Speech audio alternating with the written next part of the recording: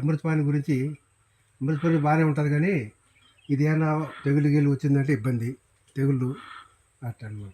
ఇది జీనేరి కూడా గాలి వానలకు రాకుండా ఉండాలి. గాలి వాన వచ్చిందంటే పడిపోతాయి ఎక్కువ. అది జీనేరి అయినా లాభమే, కాకపోతే మనకు 6 నెలల్లో జూన్ నెలలో మంచి రేట్లు వస్తాయి. గాలి ఏమన్నా మామూలుగా అయితే తెగులు గిగులు వచ్చిందంటే కొద్దిగా కాయ దెబ్బ ఉంటుంది. సుగంధాలు అయితే దగ్గరగా మనకు ఇది జూన్ జూలై వరలక్ష్మి వ్రతానికి వినాయక చవితికి బాగా ముడిపోతాయి, మంచి లాభం ఉంటుంది. మిగతా ఈ టైంలో అయితే కొద్దిగా మన మార్కెట్ చెప్పలేనట్టు ఉంటుంది, ఏ విధంగా ఉంటుందో. అది రెడ్ బనానాకు బాగా కాయ బాగుంటే మంచి రేటు అమ్ముతాయి, కాకపోతే కొద్దిగా గాలి వాన వచ్చిందంటే ఎక్కువ పడిపోతాయి. అది ఎకరాకు దగ్గర 1200 పడతాయి. ఇది ఇది ఇది కూడా ఒక 900 పడుతుంది. అది జీనేరు వచ్చి 1100, 750. లాభశాతం వ్యాపారమే, కన్నీ అంటే మన వాతావరణం అన్ని విధాలుగా మనకు అనుకూలంగా ఉంటే బాగుంటుంది. గాలి వాన కూడా రాకుండా ఉంటే లాభమే. చెట్టు అంటే ఈ పసుపు అరటి చెట్టు. పసుపు అంటే ఈ సుగంధాలని కూడా పిలుస్తారు.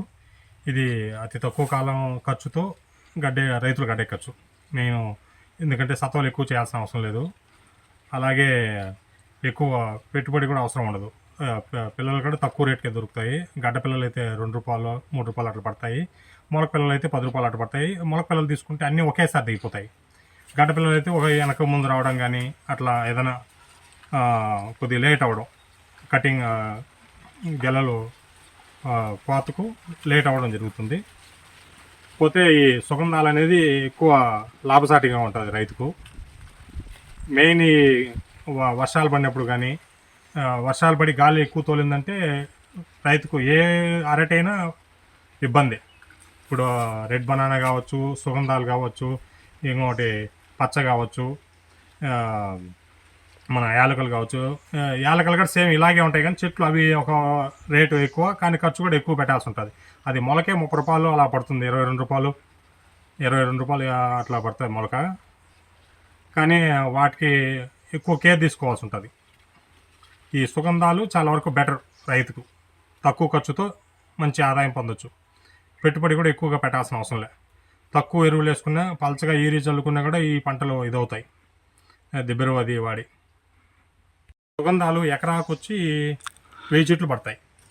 ఈ అమృతపాణి అయితే ఎకరాకు 800 చెట్లు పడతాయి. ఎందుకంటే ఇవి తక్కువ గ్యాప్ ఉన్న చెట్టు సూర్యరశ్మి తగిలి ఇదవుతాయి. అవి ఎక్కువ పెద్దగా ఆకు వెడల్పు ఉండడం కానీ, ఆ కాండాలు ఎక్కువ లావుగా ఉండడం కానీ, అందువల్ల పంట దిగుబడి తక్కువగా ఉంటుంది. ఎక్కువ ఒత్తు నాటినారంటే తక్కువ చెట్లు ఎక్కువ స్పేస్తో ఒక 4 మూర అట్లా ఎక్కువ పెట్టి నాటినారంటే చెట్టు బాగా అభివృద్ధిలోకి ఇదవుతూ వస్తుంది. మెయిన్ ఏంటంటే ఈ ఆకులకు, ఈ పిల్లలు కూడా ఆకులకు కూడా యూజ్ చేసుకోవచ్చు. ఈ చెట్టు గెల కొట్టేసిన తర్వాత ఆ చెట్టు వచ్చినటువంటి పిల్లలను అలాగే ఉంచినట్లయితే పిల్లలు అమ్ముకోవచ్చు, ఆకులు అమ్ముకోవచ్చు. ఈ అరటి చెట్టు కాండంతో ఫైబర్ తయారు చేయడం కొన్ని కంపెనీలు వచ్చున్నాయి, ఫైబర్ తయారు చేస్తారు. ఈ మధ్య రీసెంట్గా మన విపిఆర్ కంట్రీలో సునీల్ వర్మ అనేటువంటి వ్యక్తి కూడా ఈ ఫైబర్ కంపెనీని స్టార్ట్ చేసి అనుకోని కారణాల వల్ల నిలిపివేయడం జరిగింది. కానీ దీన్ని ఫైబర్ అట్లా ఇది చేసినట్లయితే రైతులకు లాభసాటిగా కూడా ఉంటుంది. ఈ అరటి వేసుకోవడం వల్ల కానీ, ఆ వేస్టేజ్తో కూడా ఏదైనా ఫైబర్ తయారైతే 10 మందికి ఉపయోగపడే విధంగా ఉంటుంది, పని కల్పించినట్టు కూడా ఉంటుంది. నాటాలా, నాటి బాగా తూకొని గిండి పడకుండా ఎరువు వేసుకుంటే, మందు కొట్టాలా, బాగా మందు తెగులు పడకుండా. పెద్ద అయినాక దెబ్బెరువు తోలి బాగా దెబ్బెరువు వేసి ఫాస్ఫేట్ యూరియా వేసి బాగా పెంచాలా. పెంచి ఎన్నో పంటకొచ్చినప్పుడు సల్ఫేట్ వేయాలా, దండిగా సల్ఫేటు దెబ్బెరువు వేస్తే బాగా వస్తూ ఉంటాయి. తూకాలు 4 తూకాలు మట్టుకు 4 తేళ్ళకు ఒక తడి తవ్వాలా శుద్ధంగా.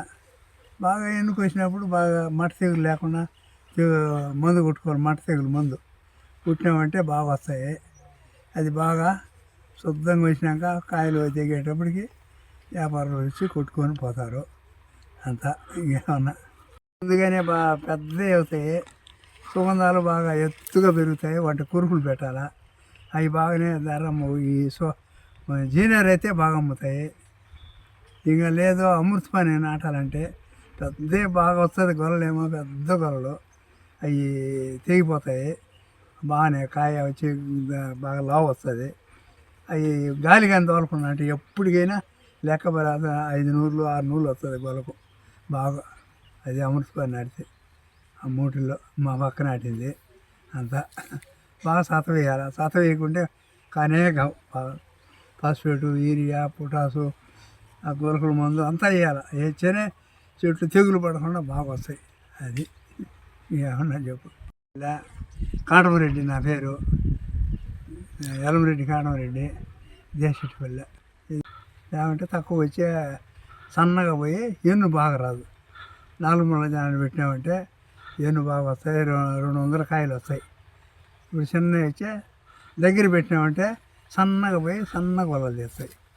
అమృతపానికి 5 మూర పెట్టాలా, సుగంధాలకు 4 ముళ్ళ జానలు పెట్టాలా, అన్నీ బాగా వస్తాయి.